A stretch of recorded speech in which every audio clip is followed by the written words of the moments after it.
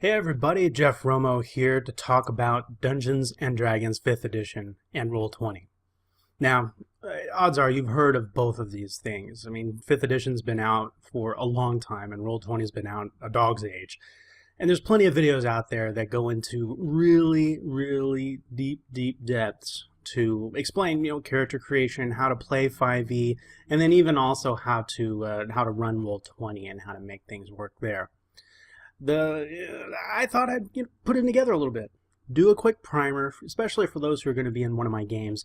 Chances are I'm going to be running it through Roll20 because it's web-based, there's nothing to install, and it will run audio-visual, so that way you can hear and see your fellow players. So, let's go ahead and jump into what we'll be talking about today. I'm going to basically go in and create a character. I'm going to pick a cleric from 5th edition simply because it will give me the ability to show how spells work within the Roll20 character sheet. And this is really more what it's about, what this video is going to center on, is how Roll20 has partnered with Wizards of the Coast to create a uniform system to be able to run Dungeons & Dragons, play D&D, and to make it very user-friendly. So a lot of times when you're sitting there around the table and you're going to roll dice and somebody says, well, give me a perception check. And so everybody's looking down at their character sheet trying to find it and making the numbers calculations in their heads. And yeah, you know what? With Roll20, you don't have to do that. It's all pre-populated. You fill out your character sheet, you just find your perception check, hit the button, and then boom, you're done. You can even add modifiers if necessary. So let's run over quickly what it means to create a character. It's 5 easy steps within 5e, and that is 1, determine the ability scores. This can be done one of two ways. You can go old school, roll dice. I did that with a character that I have pre-populated here in Roll20, where I just rolled them straight down. You've got 6 attributes: strength, dex, constitution, institution, intelligence, that's ironic, wisdom, and charisma. And you can roll dice straight down to determine what those numbers are going to be, or you can use what's called a point buy system, where you take 27 points and you make purchases based on a graduated scale of cost. There's certain limitations about as to how high you can make your attributes or how low you can make them when you first make your character. So read the book. It's very well laid out, and you can walk right through the character creation very fast. Next up, choose your race. Each race has its own certain little perks here and there. Humans, because they're so versatile, get an additional single point to each of their attribute stats. So I've done that. I've chosen a human for my cleric, and I went ahead and I added those numbers in. Next up, you can choose a class. I've picked a cleric. There's fighters, there's bards, there's barbarians, there's warlocks, there's wizards, all sorts of things. And each of these classes are going to come with their own certain kits, quick build, as it were, that you can use to get off the ground really quick with your character. There are some customizations that you can do instead, but I've elected to go with a quick build just to make it quick. Next up, personality and background. These two things are going to also delve into your character a little bit more. Your personality will help determine, what are some of the ideals and bonds and flaws that you carry as a character that'll help you kind of get centered into the mindset of who you're playing. The background will also talk a bit about, obviously, your history, but it also will grant you certain proficiencies, and we'll talk a little bit more about that in a moment. But these proficiencies are going to be tied directly to where you've come from. So, if I'm a cleric, I could have been a criminal in my past and then joined the church to try and see, to see the error of my ways and get myself back on the right path. Or I could choose the acolyte. Maybe I was born into the faith, and that's how I became a cleric. So more than likely, I'll probably pick an acolyte just because, again, it's easy. We're just going to go really quick with this. And then finally, equipment. Again, with the quick build, you are going to be provided with very quick choices that you can make. They're very good choices. It's not like they're making you give up a whole bunch by limiting what you have as far as options. But as far as what you can pick, it's a 1 or 2, this, that, or the other thing for weapons, for gear, for your explorer pack, or are you going to take a priest's pack if you're a cleric, and that pack will come with a certain amount of gear in it. But you can also specialize. Again, customizations available if you wanted to build your character from scratch, and then you can also forego the quick builds offer of preset equipment sets and just go for something altogether yours and just take the gold and run with it. So let's flip over to the screen of Roll20. So here you see there's some icons that are above here that are available for characters. These are the things that you're going to click on if they're assigned to you, and you're going to use this to motor around the screen. So here I'm grabbing Cleric Tester. This is the one that's been assigned to me by the GM. And just so that you all know, I've logged in as a player versus a game master, so that way you can get an idea of the kinds of things that you're going to see and experience. First, these little doodads on the top right-hand side. So if you take a look up there and you'll see the little chat box, that's where I'm at right now. Normally when you log into Roll20, you'll get a little welcome note that says, here's some little commands you can use. Try them out, give them a go. So if I wanted to roll a dice, I could totally do that. I could do /roll space 1d20, boom, and you'll actually see the dice being rolled if you have your 3D dice turned on. And there you are, Bob's your uncle. I rolled a horrible 7.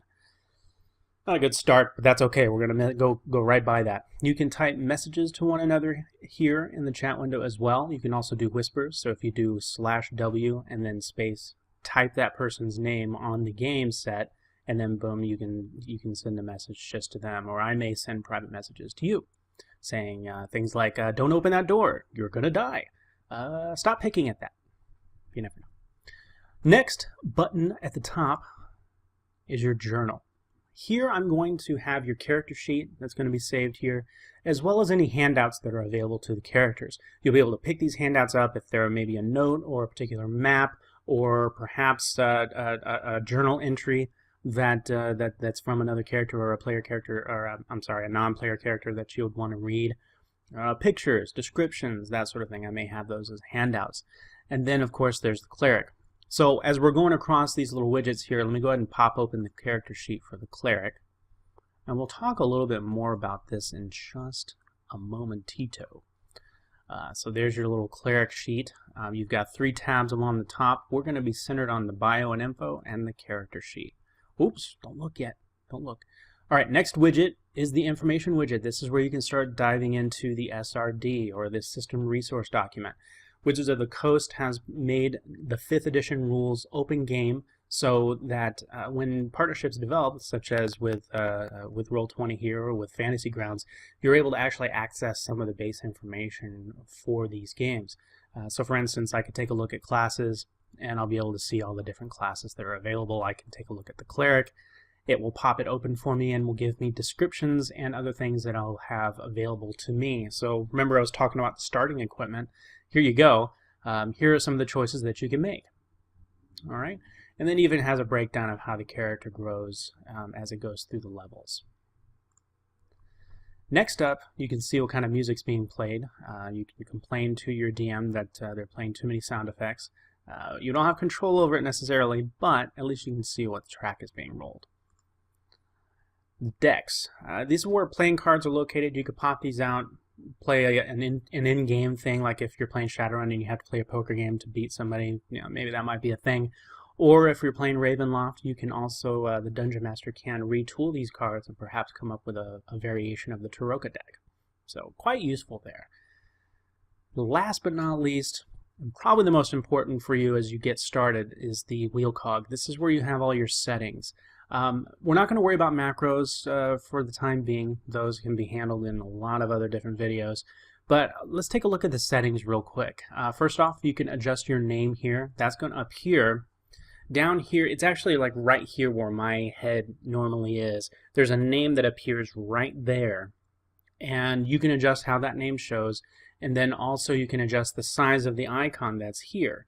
Normally I'll keep mine at about this size, but you can actually make them bigger. And you can do so down here under video and voice. Normally I'll have this set to video and voice, and then receive video and voice. So this is full communication between the players and the GM. If sometimes you might have a hang up here and there, maybe the server didn't quite catch your connection or whatever the techno mumbo jumbo is that I don't quite understand, I have found that if you cycle these from nothing or back to nothing and then back to video and voice, it sometimes will clear that issue. And then the third drop down here has player video avatar size. As long as it's anything but name only or names only, you'll be able to see everybody. But if you don't see a window there, if you look over at your screen when you log in and all of a sudden it looks like this, chances are you probably have this set to names only. So you'll want to switch that.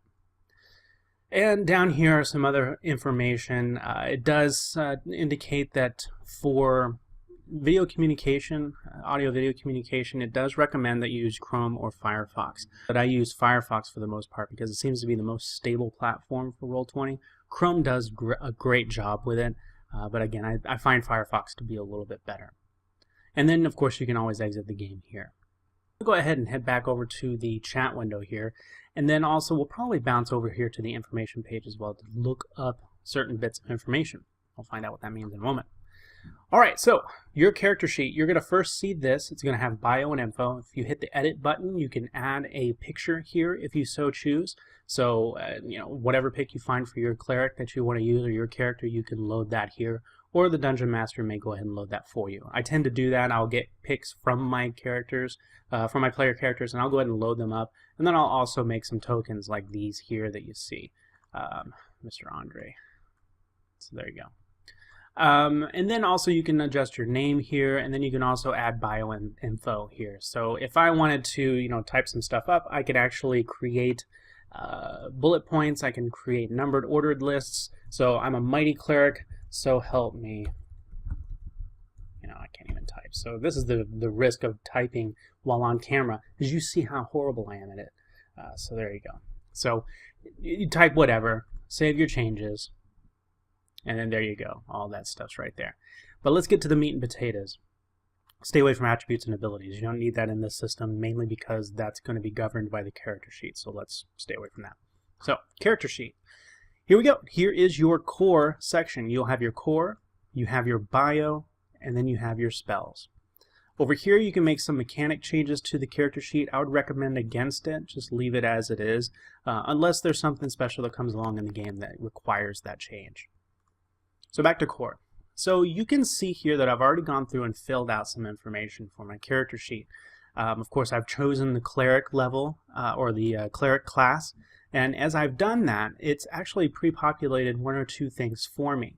Number one is over here on the bottom or middle right is Channel Divinity. This particular item is something specific to clerics, and that at second level they have this new ability called Channel Divinity. And you can actually track how many uses you have in this area, because this is a resource management area. So if I have 1 Channel Divinity per day and my total is 1, so I can go ahead and I can say, okay, well, I used it for today. And then when I get to a point where I can actually recharge my batteries, then I can go ahead and raise it back up to 1. I've put in here, because I'm probably going to have a crossbow with this guy, I put in crossbow bolts. I added a new one here, so let's say I have 10, and then I have 10. I have 10. I can type. So there you go. And you can always add more to your heart's content. There you go. I just added 2 more resource options. Flexibility on these things is really, really good, especially when you're considering a lot of you, and myself included, will start off with this as a free product. So really fantastic stuff they have here. Alright, so I've loaded up my attributes. Here you go. I didn't roll too great on my strength. Here's what happens when you load in something else. So if I put in a 15, it automatically adjusts my attribute modifiers. So that's a really great little handy dandy item.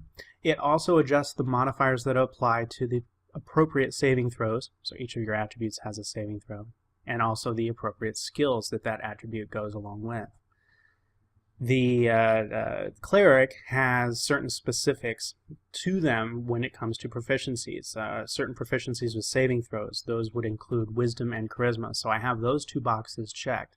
It also includes certain proficiencies for skills, so I picked a couple of those. I picked persuasion and religion. I could easily uncheck that, and maybe I'll check, let's say, history, because I have a decent intelligence. Maybe I spent a lot of time in the library. So I can have those set up automatically. The proficiency up here is auto-populated by your level. So as I change level here, so let's say if I went to a level 6, my proficiency adjusts here. So let's bounce him back to a 1. All right, so let's take a look at some of the functionality we already have here with Roll20. For these skills that have been set up, let's say I wanted to make a religion check. Move this guy over here a bit so you can see the dice. So all I have to do is I find my religion check, I click it. It rolls 2 dice for me, 2d20. I'll tell you about that in just a moment. So it rolled 2d20. Here's my result. I rolled a 16 plus 4. And then over here I rolled a 4 plus 4, an 8. The reason it rolls 2d20 is that within 5e, within D&D 5e, there's a mechanic called advantage, disadvantage. In certain instances within the game, whether it's based on mechanics or perhaps fictional positioning in the game, a dungeon master may levy an advantage upon you, or it may levy a disadvantage. And that means that basically you roll 2d20 and you take the best result in the case of an advantage, or the worst result in the case of a disadvantage. Pretty easy. And every time it rolls the 2d20, no matter what check you make. But when you're just rolling normally, you're going to take that first number on the left. Okay. All right, so moving right along. So those are attributes, saving throws for your attributes. Those are skill checks that you have here. You can adjust your armor class, as it were, depending upon what kind of armor that you have.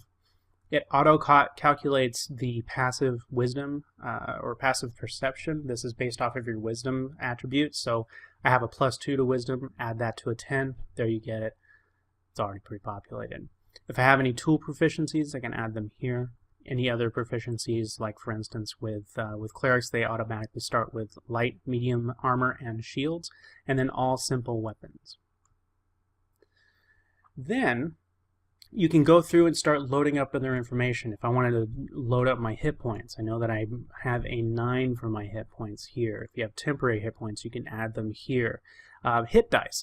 I have 1 hit die right now. It's a d8, and all I have to do is just add this number in here, and it automatically knows that it's going to roll a d8 for me because that's my class, my cleric class. Again, an example of something that's been pre-populated for you. Next up, if I wanted to go ahead and add a weapon to this, what I could do is I just go to my attacks section. You'll see there's a spell already there. And I want to go ahead and add in a new weapon. Let's say if I wanted to add in a short sword, I could do that here. But what happens if I don't quite know all of the ins and outs of that short sword? What I could do is I can look it up right here. And I believe it's actually put in as one word. There we go. One word. I can pop that open and I can find out what kind of properties it has. So it's a finesse light weapon, so I can go ahead and I can make that adjustment on my character sheet. So let's see here. If it's a finesse weapon, that basically means that I can use dex as a modifier. So I'm going to go ahead and switch that over to dex. I am proficient in it. And then let's see, what else? It is a slashing weapon. Let's go back to our little info sheet here. I'm sorry, it's a light weapon, it's piercing, and then it's a melee weapon for 1d6 damage. So what I'll do here is I'll go ahead and populate my damage die, 1d6, and then I'm going to go ahead and put in the type of damage, which is piercing. And there, I am totally done. So I can click this wheel cog. It now shows a short sword there. And let's bounce over to our dice rolling section, to our chat window. And oh, I just added an extra one by accident, sorry. So let's go over to our chat window and then let's roll the dice. And the result is a 15 and a 10. So let's say 15 is good enough to hit. If that's a successful strike, you can actually go ahead and roll your damage by just clicking the short sword on the bottom right hand side here. And then boom, I rolled 2 points of damage. So it basically makes a lot of this stuff very easy because it's giving the opportunity to roll this information straight off of the character sheet. As I start getting background information, as I start building my personality, the ideals, the bonds, and the flaws, I can populate all that information right here straight off the character build. Next up, we can talk about equipment. We can add this in here. You can actually put in the weight of the equipment, so that automatically totals right here. But I want to jump over to bio to give you the opportunity to see other areas that you can put in notes. Again, we were looking at that first tab up here, bio and info. You can keep notes here for sure. Maybe this is where you take your shorthand notes for during the game experience. but then you can come over here to the character sheet and refine them and actually put them in here so that it's kept in one place. So you can describe your character, any allies or organizations you're involved with, any additional features and traits that's involved with your character, some backstory info, and the great thing again is that you can expand these boxes. So if you start filling it up, expand it out. So let's jump into spells. So I've gone ahead and I've populated a spell here already, but you know what I'm going to do? I'm gonna undo that. I'm going to unlock this, I'm going to trash it, relock, and then now I'm going to go ahead and add a new spell. A couple of things to notice here. Because you're a cleric, it automatically knows that you are going to be using your wisdom modifier for your spellcasting ability. It provides you a save DC, so when you're casting a spell at somebody, they have a chance to resist it, so that's the target number they have to get. And then your spell attack bonus is auto-calculated as well. Alright, so if I wanted to grab a spell, let's say I wanted to do Sacred Flame, I'm going to go back to my information page. Type in Sacred Flame. There it is right there. So I want to take a look at the character or take a look at the spell. Here you go. You can get some information off of that. It has some built-in damage that's based on level. So that's why it has all of that formula business there. I'm going to close this out, and man, I'm thinking, gosh, I got to type all that in. No way. All you have to do is grab that spell by the name, drag it over here. You see how it turns yellow right there. Drop it in, and it auto-populates for you. So now that spell is loaded and ready to go. I'll go back over here, and I'm going to go ahead and click Sacred Flame.